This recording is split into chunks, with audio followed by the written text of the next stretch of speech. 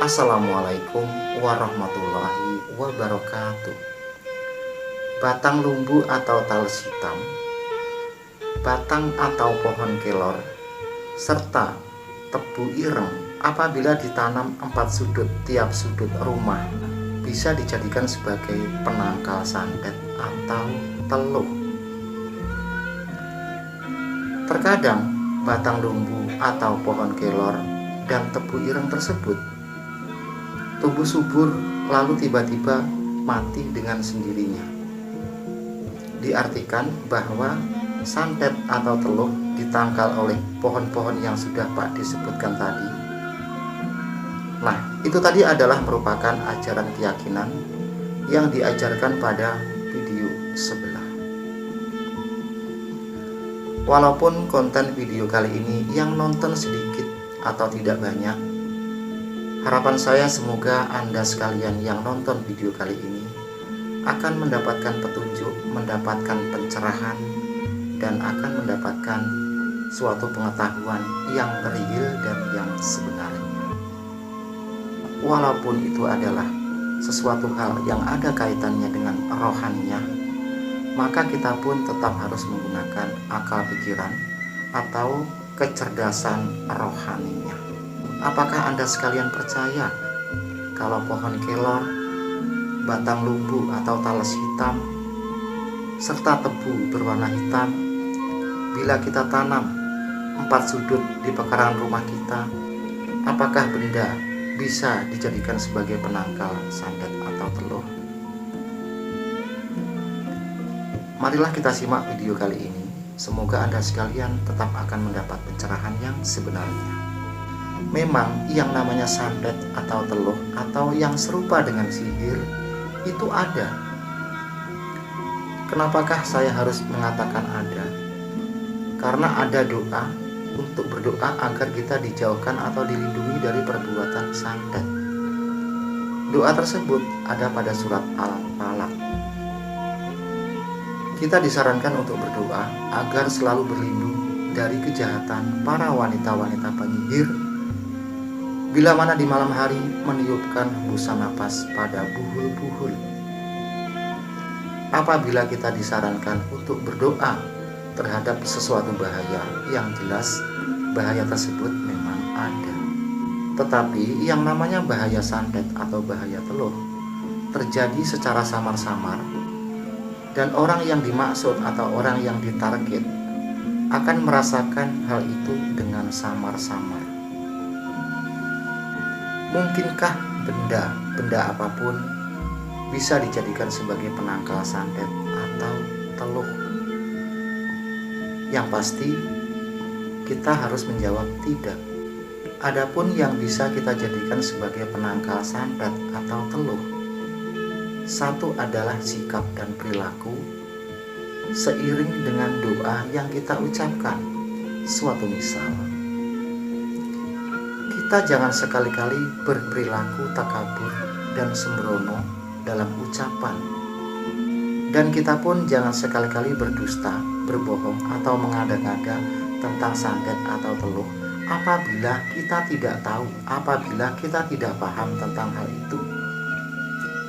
Seperti apakah lafaz doa itu, seperti apakah japa mantra itu, tapi tidak ada tanding sebuah japa mantra yang berupa surat Al-Falaq.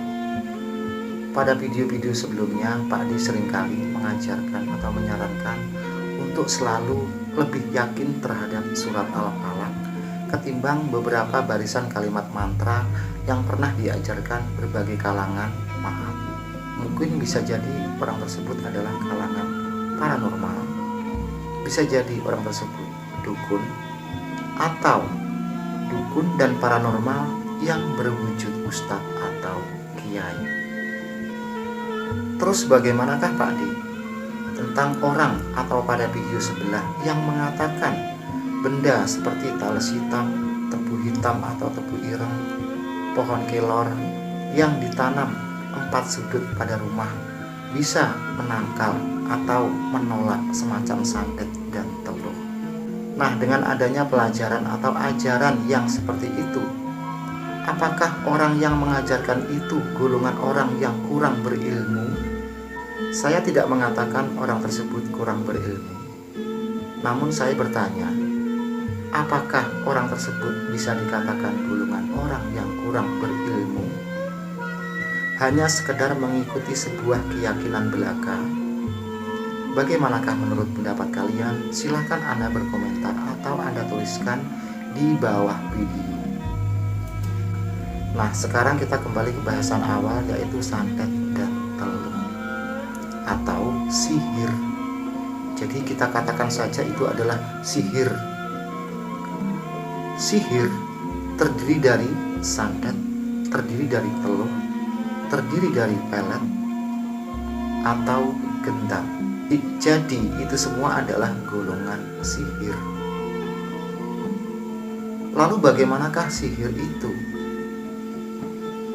Sihir itu adalah angan-angan kosong. Sekali lagi, Anda ingat baik-baik. Sihir itu adalah angan-angan kosong. Jadi, orang yang melakukan itu hanya sebatas angan-angan. Pada video sebelumnya pun, Pak D mengatakan imajinasi. Jadi, orang dalam mengerjakan itu adalah dengan berangan-angan atau dengan berimajinasi. Tetapi walaupun itu semua hanyalah sebatas angan-angan dan hanya sebatas imajinasi, pastilah ada beberapa orang yang tetap merasa takut walaupun itu angan-angan. Yang ditakutkan bukan angan-angan atau imajinasinya. Tentu saja yang ditakutkan adalah sosok makhluk halus dari golongan jin yang diperintah orang yang melakukan itu, bukan orangnya. Kalau orang yang sedang berangan-angan, tentunya tidak ada yang kita takutkan. Walaupun dia berangan-angan setahun penuh, tetaplah dia hanya sebatas angan-angan. Tetapi di sini yang ditakutkan tentunya yang sudah Pak dikatakan tadi, yaitu golongan atau pasukan para roh golongan jin. Nah, apabila kita takut terhadap golongan jin atau roh yang disuruh, dalam istilahnya adalah kodam, ucapkanlah qul a'udzu birabbil falaq hingga selesai.